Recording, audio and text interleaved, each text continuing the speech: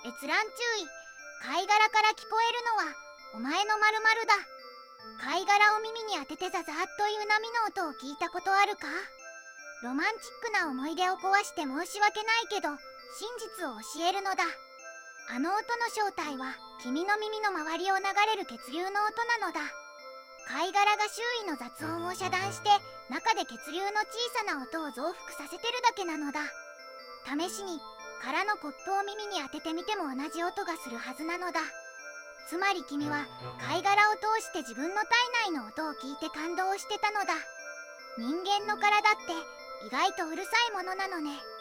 結論、貝殻を耳に当てると血流ライブが開催されるのだ。